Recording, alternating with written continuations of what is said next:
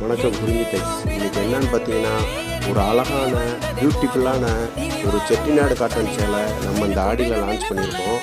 இது வெளியில் ரொம்ப வைரலாக இது போய்கிட்டு இருக்கு. அதே மாதிரி இது ரொம்ப இப்போ ட்ரெண்டிங்கான சேலை. இது நிறைய இப்போ ஆஃபீஸ் யூஸ்க்கும் கட்டுறாங்க, நார்மலாக வீட்டிலையும் வேர் பண்ணிக்கிறாங்க. ஒரு ஃபங்க்ஷனுக்கு போனாலும் இது நீங்கள் யூஸ் பண்ணிக்கலாம்.